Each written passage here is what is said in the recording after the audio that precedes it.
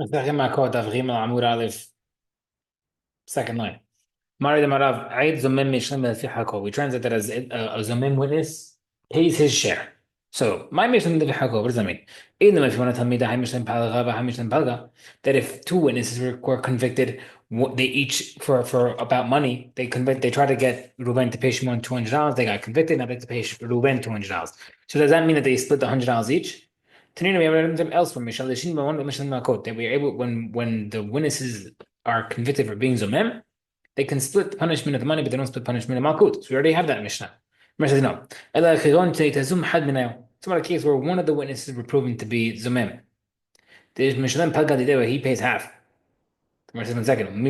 It's not true. But it says, the only time Zomim pay money is if they both get convicted. So that can't be the case. He's paying his share, only his share. Mary says,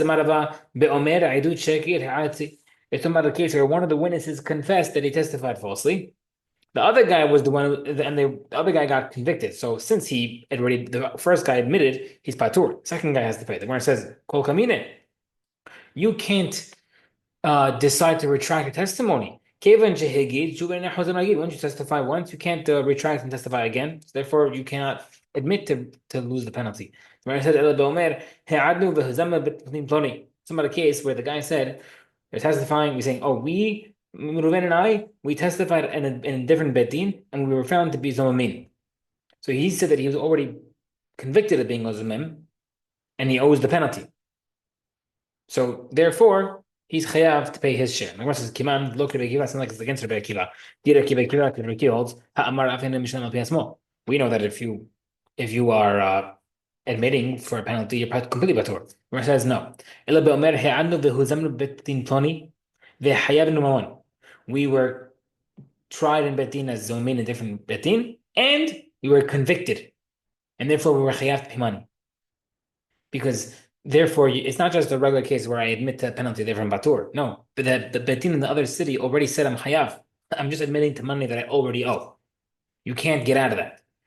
Maybe you might think, since I can't, since one witness is coming to Bedin saying that Reuven and I were convicted in the other Bedin, since he technically he can't convict his friend based on his word, maybe you might think he should be Batur also.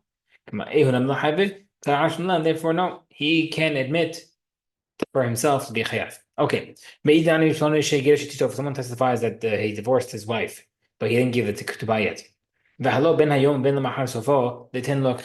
Now, if you can't tell the witnesses, okay, pay the full amount to ketubah, the $20,000, whatever it is, because technically the guy might die or divorce her, and therefore he might be paying her the money anyhow. So maybe it wasn't a full loss. So therefore, how do we evaluate how much they have to pay?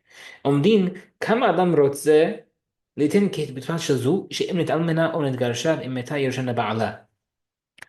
the odds. How much would a person pay to buy out the ketubah?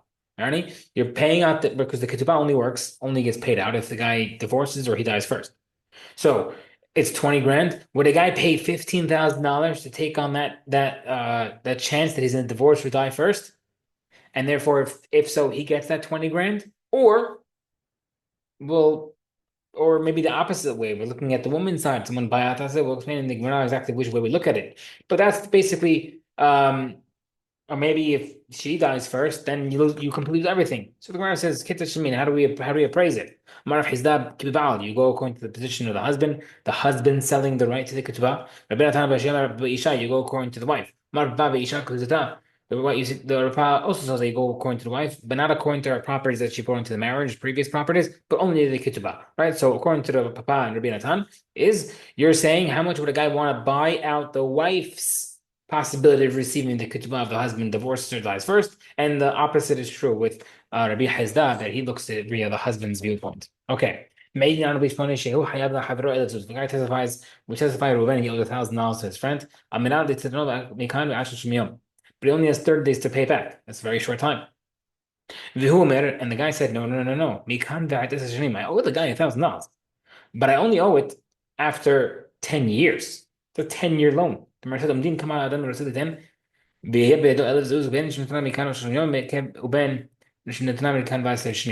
can't charge the $18,000 because he owes $1,000. So what do you have to pay the difference? What are they trying to convict him? How much would a guy rather to own or have access to this grand for 30 days versus 10 years? Would a guy pay $400 for that extra 10 years? That's what he has to pay.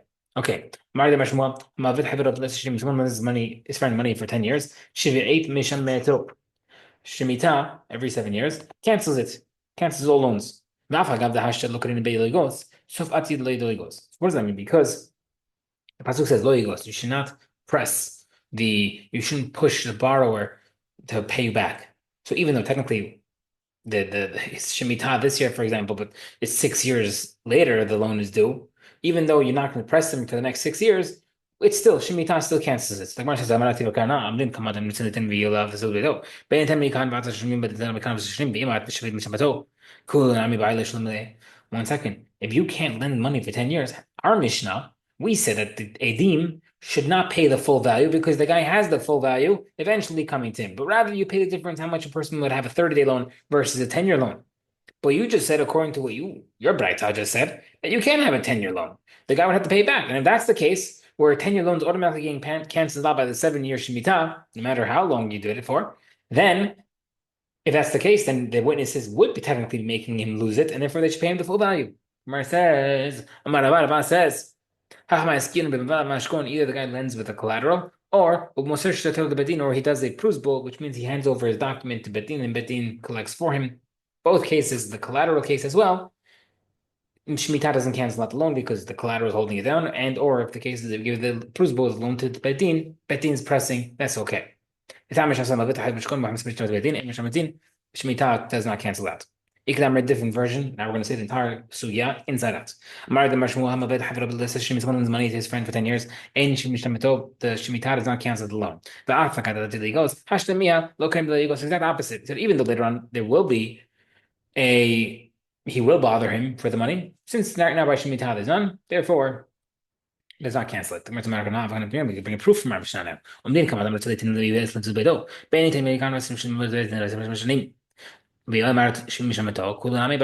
a proof even here that from our Mishnah, from the fact that you can have a 10-year loan, must be Shemitah does not cancel loans that long. The Gemara says, Marava, it's not proof. We bring a proof from you saying that's not proof because technically that could be a different type of loan, whether it's a collateral loan or a prusbul loan. I'm lending you money on condition Shemitah will not cancel out the loan. The Shemitah will cancel it out anyhow. Now, Lema Kasavar, maybe you might think Shmuel holds Matnei Amat Shukatu Batura, Kol Matnei Shukatura, Tana Batel. Maybe he holds, which is a big machloket throughout Shas, that if you make a condition against what the Torah says, the condition does not come through. I said that I'm marrying the woman on condition I have to feed her or take care of her. Not married. I mean, they are married and he's still chayav. So maybe that's the same reason over here. Since he's saying, I'm giving you a loan that Shemitah should not cancel it. It's going against what Torah says. Therefore, the conditions doesn't work. Gemara says, "Va'itmar no. I'm going to have a match in the Rav 1 second. We know that a person cannot charge somebody else of more than a sixth value market price over the thing. Otherwise, it's considered ona'ah, price fraud, price gouging. So therefore, if the guy says, I'm selling you this on condition that there's no such thing as price gouging. So Rav says, if the guy wants and if there is price gouging, he can claim fraud. Shmuel says no. Ha'etmanawi said no. Shmuel explained to me personally, if the guy said on condition you have no claim of price fraud against me, then he can't claim it if you charge him 100% on top. If it says on condition there is no price fraud, if there's price fraud, he says, I'm selling it to you on condition there's no price fraud. Well, that sounds like you're saying there isn't any price fraud. But therefore, if there is, I can get the sale canceled because you scammed me. However, the first version is, I am telling you, even if there's price fraud, I want the sale to go through, that will still work. It's the same thing. I'm not saying I'm getting you the loan on condition that your debt won't be canceled by Shemitah, and then Shemit won't cancel it. On condition that Shemitah doesn't cancel debts. Shemit does cancel debts. Shemitah does cancel, and therefore will cancel. Tana verse says, someone went to his friend without saying how long, he can't demand money within 30 days. Right? 30 days is the minimum non-specified loan. only applies by a loan document. The law about because the person won't make a whole document for a loan if the loan's less than 30 days. But if it's an oral loan, you can request payment even earlier. My uncle told me, Rahia told me, oral loan or a document loan, both can get requested payment within 30 days. In order proof according to Rav. Okay. He told Rav Matna, don't sit down until he explains me this teaching. Right. Don't sit down. Don't you dare sit down till you explain this thing. We can use it for ourselves. Don't go to sleep until you do the daf. Minaha, if you're new, you'll see that this is a common theme. Shout out Zach. How do we know that the Hamim say someone lend money to his friend without specifying how long? In order that he can't demand money within 30 days. Whether it was document, whether it was oral. Says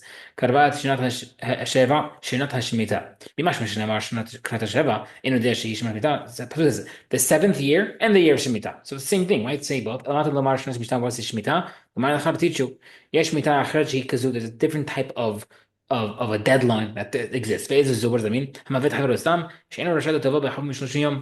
The same way Shemitah stops you from requesting money, so too there's another type of deadline that you have to adhere to, and that is if you lend money without specifying how long it is, you can't demand money within 30 days. 30 days within a year is considered like its own year regarding to Orla. Someone opened the neck of a new garment. So the garments back then usually come closed the top. In order to open it, you would have to rip open the top so you could put your head through. If you do that on Shabbat, you chayav korban hatat. What's the difference between that and opening a barrel of wine on Shabbat? The shirt opening is one material that you have to rip apart to put your head through. The barrel, yes, it was a lid that was sealed onto the barrel, but that's two separate pieces. That's not a big deal. If you have 3 lugin of water,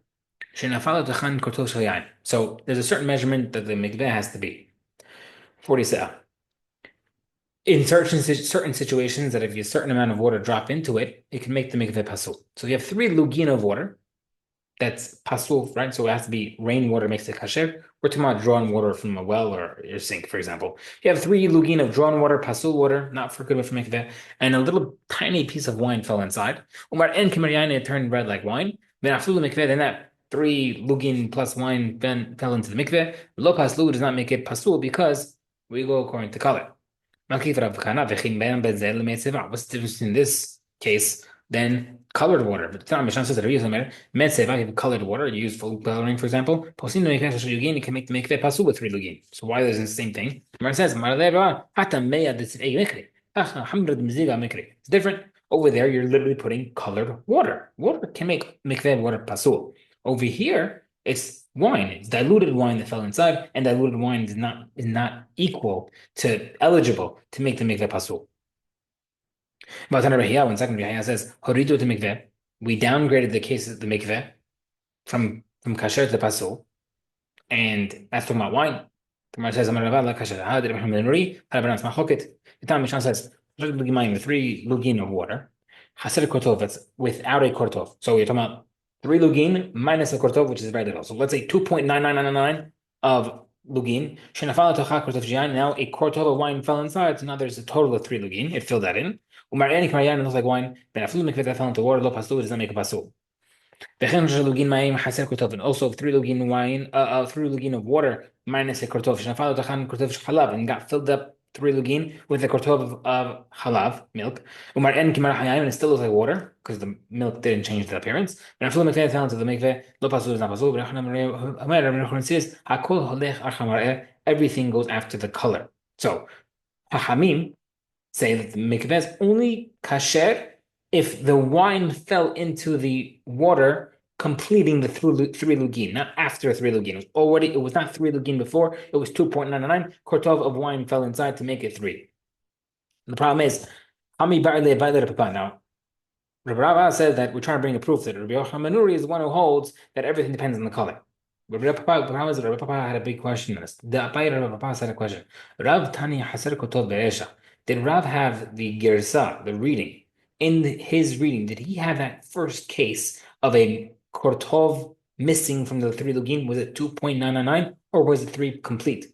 Avashasha Lugin Tanakama passed, and therefore, according to him, if it was three Lugin of water plus the wine, it would be pasul. But therefore, Rabbi Yochanan comes and says, I don't care, it depends on the color. Rav Omer, Rav would hold like Rabbi Yochanan that wine mixture doesn't disqualify even if it's three lugin. Odin, maybe no. Rav lo tani haser kortov. Maybe Rav did not learn anything about missing a kortov.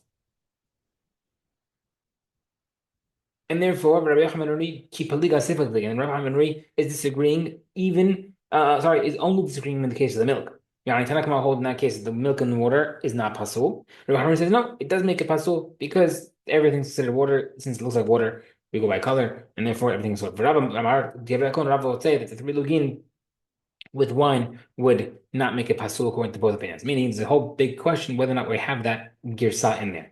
So the Gemara says, so Rabbi wasn't sure how you read the Girsa. Rav said, oh, it's Pashut Rabbi Yochanan Manuri holds like me regarding the color.